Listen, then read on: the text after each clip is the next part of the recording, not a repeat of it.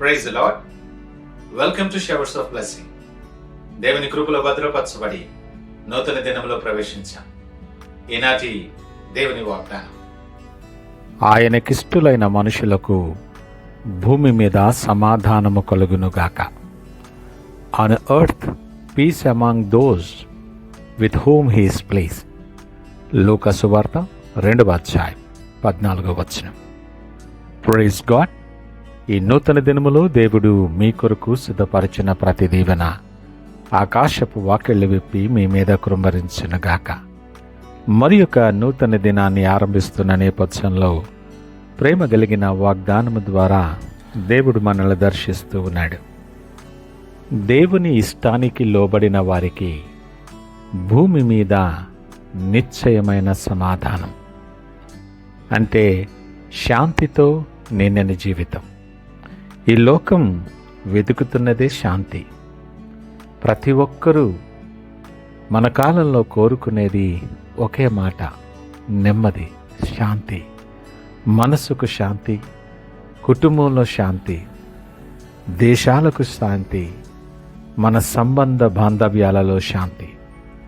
అలాంటి లోకానికి క్రిస్మస్ రాత్రి దేవాది దేవుడు చెప్పిన మాట ఇది: ఆయనకిష్టులైన మనుషులకు భూమి మీద సమాధానం. అంటే క్రిస్మస్ శాంతి ఎక్కడ దొరుకుతుందో దేవుడు స్పష్టంగా చూపించిన దినమని అర్థం. దేవుడు మాట్లాడే ఈ శాంతి ఒక బహుమతి. అది కేవలం సంబంధం ద్వారా వస్తుంది. ఇది రాజకీయ ఒప్పందం కాదు. కాలంతో కరిగిపోయే భావోద్వేగం అంతకన్నా కాదు. దేవునితో సరైన సంబంధం కలిగి ఉండే ఫలితం అది. ఇక ఇష్టులైన వారు అంటే ఎవరంటారు? ఈ మాటను జాగ్రత్తగా మనం పరిశీలన చేస్తే సంపూర్ణులైనటువంటి వారు కారు, తప్పులు లేనటువంటి వారు కాదు, గొప్పవాళ్ళు కూడా కాదు, కానీ విశ్వాసముతో దేవుని చిత్తానికి లోబడిన వారు ఆయనకిష్టులైన వారుగా ఉంటున్నాడు. లేఖనం అంటుంది, విశ్వాసము లేకుండా దేవునికి ఇష్టుడైండుట అసాధ్యం.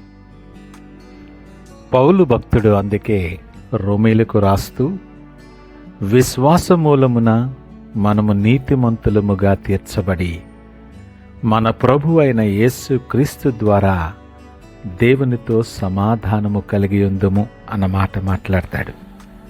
కాబట్టి మనము గ్రహించవలసినదేమనగా, శాంతికి మొదటి అడుగు దేవునితో సమాధానం. బైబిల్ గ్రంథం స్పష్టంగా ఏం చెప్తుందంటే, ఆయనే మన శాంతి. యేసు ఎందుకు శాంతో తెలుసా?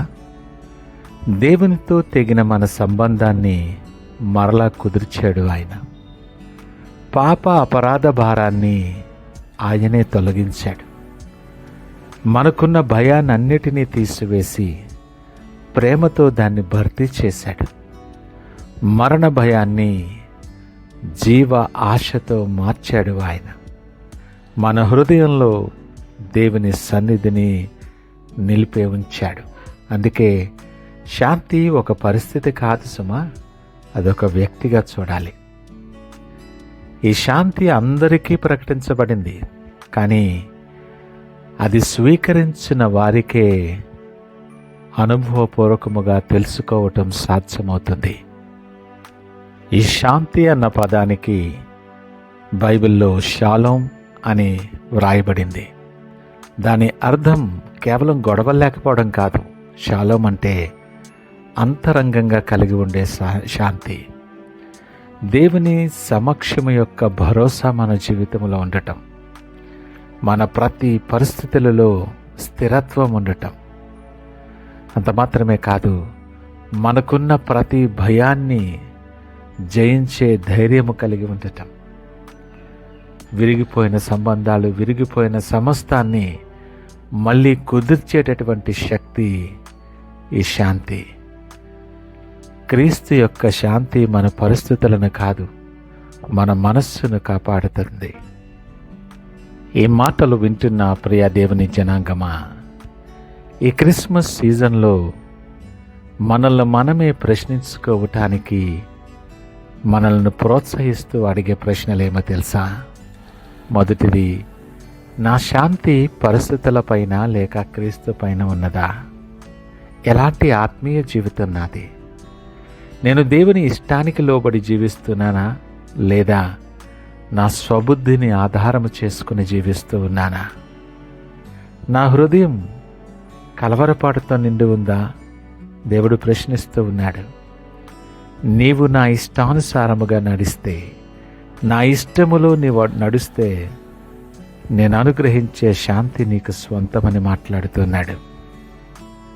ఈ క్రిస్మస్లో దేవుడు మనకిచ్చే అమూల్యమైన బహుమతి సమాధానం. శాంతి మనకి లేకపోవటానికి కారణం ఏంటో తెలిసినా, మనకున్న అనేక ప్రశ్నలకు సమాధానం దొరకకపోవటమే. నీ ప్రతి ప్రశ్నకు సమాధానం ఈయన దగ్గరే ఉన్నది. అది ఎలాంటి ప్రశ్న అయినా క్రీస్తే దానికి సమాధానం. ప్రతి ప్రశ్నకు నీకు సమాధానం దొరికినప్పుడు నువ్వు శాంతి కలిగి ఉంటావు. మనిషి ఇవ్వలేనిది, లోకము నిలవబెట్టలేనిది, నీ సమస్యలు నీ నుండి దోచుకోలేనటువంటి సమాధానం ఈ క్రిస్మస్ నీకు బహుమతిగా దేవుడు ఇవ్వబోతూ ఉన్నాడు. నువ్వెవరివైనా ఏ స్థితిలో ఉన్నా ఈ క్రిస్మస్ దినాలలో నీ హృదయ ద్వారాలు తెరిచి యేసును నీ హృదయములో నివసింపటానికి నువ్వు ఇష్టపడి ఆహ్వానిస్తే శాంతి నీ లోపల స్థిరపడుతుంది. ఆ గొప్ప దృక్పథముతో, ఆ నిరీక్షణతో ఆయన వైపు చూస్తూ ప్రార్థనతో ఈ దినాన్ని ఆరంభించుకుందామా? ప్రార్థించుకుందాం. మహోన్నతుడు, నమ్మకమైన మా యేసయ్య, స్తోత్రాలు, వందనాలు.